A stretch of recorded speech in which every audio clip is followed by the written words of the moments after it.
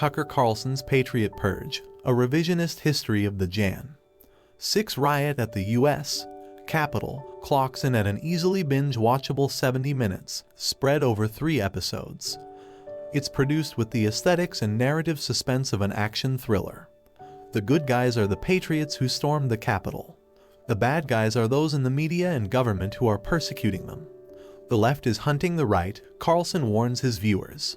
It is the most nakedly fascist piece of propaganda Carlson has ever produced.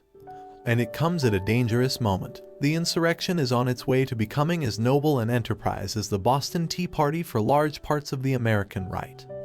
Former President Donald Trump is laying clear groundwork to fully embrace the events of Jan.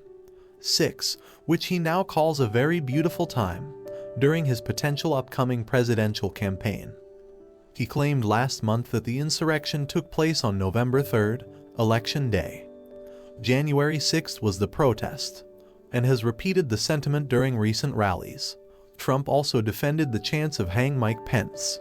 During an interview with ABC's Jonathan Karl, his valorization of the insurrection attempt is having a downstream effect on the entire Republican Party, Sen. John Barrasso declined over the weekend to criticize Trump for defending those bloodthirsty chants. And now, Carlson, through this 3-part documentary as well as his nightly top-rated primetime show on Fox News, is taking the argument to the masses. Nicole Hemmer, author of Messengers of the Right, Conservative Media, and the Transformation of American Politics, described Patriot Purge as an overarching fantasy about the insurrection that goes like this. It was not an insurrection, she wrote for CNN. To the extent there was violence, it was stirred up by members of the government and left-wing agitators.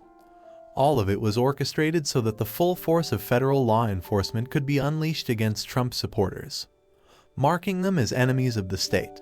Carlson's insurrection agitprop sparked a similar wave of warnings from many experts on fascism and misinformation. Propaganda like this, they argued, could one day render the shocking events of Jan. 6 as a mere preview of the right-wing violence to come. A white nationalist whitewash. Patriot Purge is deeply conversant with far-right mythologies about Jan. 6 and broader fantasies about supposed persecution of far-right groups by the federal government. That's not surprising, considering who worked on the series. Carlson co-wrote Patriot Purge with a man who previously produced white nationalist movies, and the series counts 2 white nationalists among its protagonists. Carlson's narration is shot through with coded terminology.